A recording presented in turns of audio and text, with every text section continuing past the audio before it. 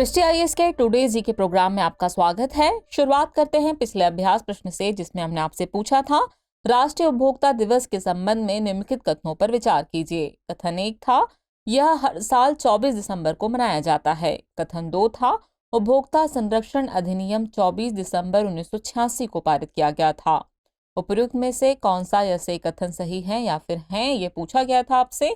और ऑप्शन थे केवल एक, केवल दो, एक और दो दोनों, और न तो एक न ही दो। तो व्यूअर्स, इस प्रश्न का सही उत्तर है विकल्प सी, यानी एक और दो दोनों ही कथन सही हैं। आप में से कई व्यूअर्स ने इस प्रश्न का एकदम ठीक जवाब दिया है। इसी तरह अपने सुझाव, प्रतिक्रियाएं और उत्तर भेजते रहिए, हमें आपकी प्रतिक्रिया का इंतजार रहता है। चलिए एक्सप्लेनेशन आगे की बात को समझते हैं। हाल ही में देश भर में राष्ट्रीय उपभोक्ता दिवस मनाया गया। उपभोक्ता अधिकारों और उपभोक्ता की शक्ति के बारे में जागरूकता फैलाने के उद्देश्य से हर साल 24 दिसंबर को राष्ट्रीय उपभोक्ता दिवस मनाया जाता है। इसलिए कथन 1 सही है। 1986 में उपभोक्ता संरक्षण विधेयक संसद के दोनों सदनों द्वारा पारित किया गया था। यह विधेयक 24 दिसंबर 1986 को राष्ट्रपति की सहमति के बाद लागू हुआ था। इस प्रकार इस दिन के महत्व को देखते हुए 24 दिसंबर को राष्ट्रीय उपभोक्ता दिवस के रूप में चिन्हित किया जाता है। इसलिए कथन 2 सही है। इस प्रकार इस प्रश्न का सही उत्तर है विकल्प सी, यानी एक और दो दोनों ही कथन सही है। चलिए शुरुआत करते हैं आज के एपिसोड की। तो आज के एपिसोड का पहला प्रश्न है, महाजन आयोग किससे संबंधित है? आपके ऑप्शन है असम नागालैंड सीमा विवाद, असम मेघालय सीमा विवाद, पंजाब हरियाणा सीमा विवाद या फिर महाराष्ट्र कर्नाटक सीमा विवाद। तो इस प्रश्न का सही उत्तर है विकल्प डी, महाराष्ट्र कर्नाटक सीमा विवाद। चलिए एक्सप्लेनेशन आगे की बात को समझते हैं। महाराष्ट्र और कर्नाटक के बीच सीमा विवाद लगातार गहराता जा रहा है। हाल ही में महाराष्ट्र विधानसभा ने विवाद को सुलझाने हेतु कानूनी लड़ाई का समर्थन करने के लिए एक सर्वसम्मत प्रस्ताव पारित किया। आपको बता दें कि उत्तरी कर्नाटक में बेलगावी, कारवार और निपानी को लेकर सीमा विवाद काफी पुराना है। 1956 के राज्य पुनर्गठन अधिनियम के अनुसार जब राज्य की सीमाओं को भाषाई आधार पर फिर से तैयार किया गया तो बेलगावी पूर्ववर्ती मैसूर राज्य का हिस्सा बन गया। महाराष्ट्र का दावा रहा है कि बेलगावी के कुछ हिस्से, जहां मराठी प्रमुख भाषा है, महाराष्ट्र में बने रहने चाहिए। अक्टूबर 1966 में केंद्र सरकार ने महाराष्ट्र, कर्नाटक और केरल में सीमा विवाद को हल करने के लिए भारत के पूर्व मुख्य न्यायाधीश मेहर चंद महाजन के नेतृत्व में महाजन आयोग की स्थापना की। इस आयोग ने सिफारिश की कि बेलगाम और 247 गांव कर्नाटक के पास रहें। इसलिए इस प्रश्न का सही उत्तर है विकल्प डी, यानी महाराष्ट्र और कर्नाटक का सीमा विवाद। चलिए अगला प्रश्न देखते हैं। हाल ही में Y20 शब्द की चर्चा किस संदर्भ में की गई? आपके ऑप्शन है 20वीं विश्व हॉकी चैंपियनशिप, G20 में वैश्विक युवाओं की भागीदारी, जापान का नया सुपर कंप्यूटर या फिर चीन की मिसाइल प्रणाली। तो इस प्रश्न का सही उत्तर है विकल्प बी, G20 में वैश्विक युवाओं की भागीदारी। हाल ही में भारत के प्रधानमंत्री ने Y20 के महत्व पर प्रकाश डाला। U20 या Y20 G20 सदस्य देशों के युवाओं के लिए एक आधिकारिक परामर्श मंच है, इसलिए विकल्प भी सही है। यह युवाओं को G20 प्राथमिकताओं पर अपने दृष्टिकोण और विचार व्यक्त करने के लिए एक मंच प्रदान करता है। साथ ही यह युवाओं को भविष्य के नेताओं के रूप में वैश्विक मुद्दों पर जागरूकता बढ़ाने, विचारों का आदान प्रदान करने, बहस और बातचीत करने के लिए प्रोत्साहित करता है। इसका प्रमुख लक्ष्य लोकतंत्र की जननी के रूप में भारत की विरासत को आगे बढ़ाना है। इस तरह इस प्रश्न का सही उत्तर है विकल्प बी, यानी G20 में वैश्विक युवाओं की भागीदारी। चलिए अगला प्रश्न देखते हैं। हाल ही में चर्चित रामप्पा मंदिर किस राज्य में स्थित है? आपके ऑप्शन है तेलंगाना, सिक्किम, ओडिशा या फिर हिमाचल प्रदेश। तो इस प्रश्न का सही उत्तर है विकल्प ए, तेलंगाना। हाल ही में भारत की राष्ट्रपति द्रौपदी मुर्मू ने रामप्पा मंदिर में विकास कार्य के लिए आधारशिला रखी। रामप्पा मंदिर को रुद्रेश्वर मंदिर के नाम से भी जाना जाता है। यह मंदिर तेलंगाना राज्य के पालमपेट गांव में स्थित है, इसलिए विकल्प ए सही है। यह यूनेस्को की विश्व धरोहर स्थल में शामिल है। काकतीय वंश के महाराजा गणपति देव के आदेश पर उनके एक सेनापति रेचारला रुद्र ने इस मंदिर का निर्माण कराया था। 40 वर्षों तक मंदिर निर्माण करने वाले एक मूर्तिकार के नाम पर इस मंदिर को रामप्पा मंदिर के नाम से भी जाना जाता है। इस तरह इस प्रश्न का सही उत्तर है विकल्प ए, तेलंगाना। अगला प्रश्न देखते हैं। निम्नलिखित में से कौन सा अधिनियम या नियम अरुणाचल प्रदेश, असम, मणिपुर या नागालैंड में संसदीय और विधानसभा निर्वाचन क्षेत्रों के परिसीमन की अनुमति देता है? आपके ऑप्शन है लोक प्रतिनिधित्व अधिनियम 1950, लोक प्रतिनिधित्व अधिनियम 1951, परिसीमन अधिनियम 2002 या फिर चुनाव संचालन नियम 1961। तो इस प्रश्न का सही उत्तर है विकल्प ए, लोक प्रतिनिधित्व अधिनियम 1950। चलिए एक्सप्लेनेशन आगे की बात को देखते हैं। हाल ही में भारत के निर्वाचन आयोग ने कहा है कि उसने असम में विधानसभा और संसदीय निर्वाचन क्षेत्रों के परिसीमन की प्रक्रिया शुरू कर दी है। यह प्रक्रिया 2001 की जनगणना के आंकड़ों पर आधारित होगी। असम में निर्वाचन क्षेत्रों का अंतिम परिसीमन 1976 में 1971 की जनगणना के आधार पर किया गया था। जनप्रतिनिधित्व अधिनियम 1950 की धारा 8A अरुणाचल प्रदेश, असम, मणिपुर या नागालैंड में संसदीय और विधानसभा निर्वाचन क्षेत्रों के परिसीमन की अनुमति देती है, इसलिए विकल्प ए सही है। इस तरह इस प्रश्न का सही उत्तर है विकल्प ए, लोक प्रतिनिधित्व अधिनियम 1950। चलिए अगला प्रश्न देखते हैं।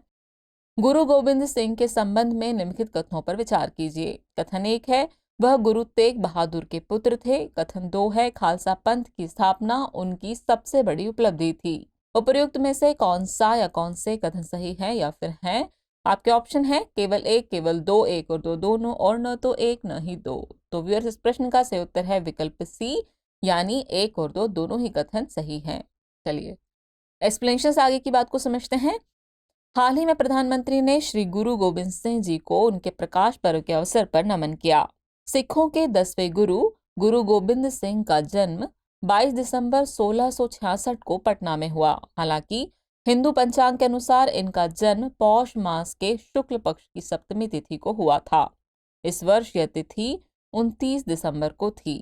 वह 9वें गुरु तेग बहादुर के पुत्र थे, इसलिए कथन 1 सही है। उनकी सबसे बड़ी उपलब्धि 1699 में खालसा पंथ की स्थापना थी, इसलिए कथन 2 भी सही है। गुरु गोविंद सिंह की शिक्षाओं और मार्गदर्शन ने पीढ़ी दर पीढ़ी लोगों को प्रेरित किया है। इस तरह इस प्रश्न का सही उत्तर है विकल्प सी, यानी 1 और 2 दोनों ही कथन सही हैं। अगला प्रश्न है राष्ट्रीय गोकुल मिशन कौन सा मंत्रालय, विभाग या संस्थान लागू करता है? आपके ऑप्शन है नाबार्ड, पशुपालन और डेयरी विभाग, भारतीय कृषि अनुसंधान परिषद या फिर नीति आयोग। तो इस प्रश्न का सही उत्तर है विकल्प बी, पशुपालन और डेयरी विभाग। हाल ही में केंद्रीय मत्स्य पालन, पशुपालन और डेयरी मंत्री ने राष्ट्रीय गोकुल मिशन के संबंध में जानकारी दी है। राष्ट्रीय गोकुल मिशन 28 जुलाई 2014 को शुरू किया गया था। इस योजना का उद्देश्य स्वदेशी गायों के संरक्षण और उनकी नस्ल के विकास को वैज्ञानिक विधि से प्रोत्साहित करना है। देश भर में इस योजना को पशुपालन और डेयरी विभाग लागू कर रहा है, इसलिए विकल्प बी सही है।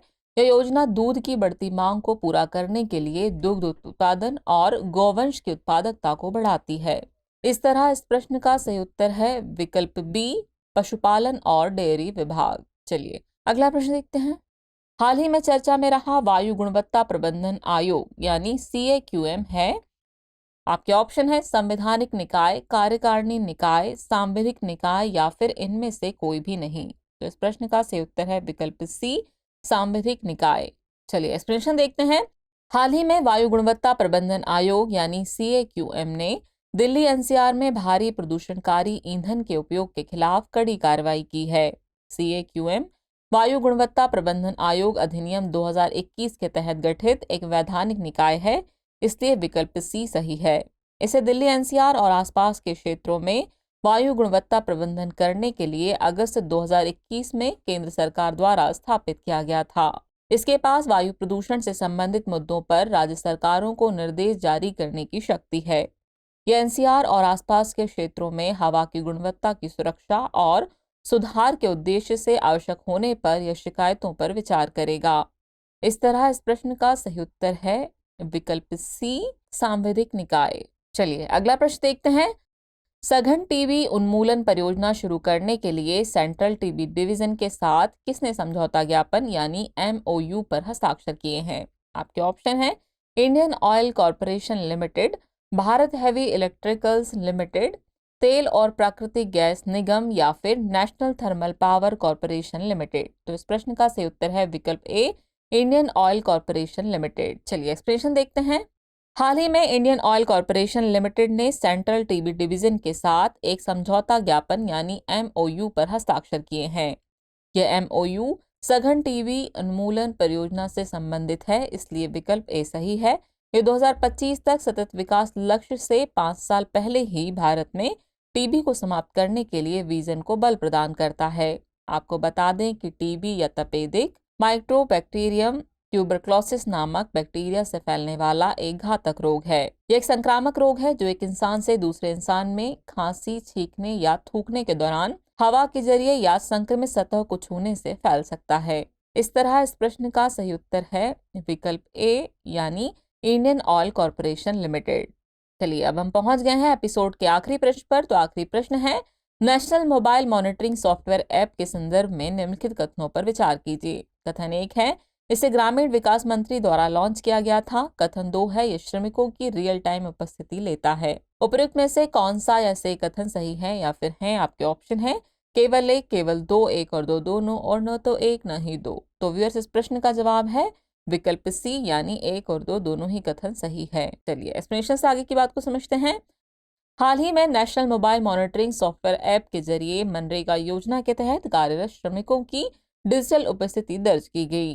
National mobile monitoring software app को 1 जनवरी 2023 से सार्वभौमिक बनाया जाएगा। यह ऐप कार्यस्थलों पर श्रमिकों की रियल टाइम उपस्थिति लेने की अनुमति देता है, इसलिए विकल्प 2 सही है।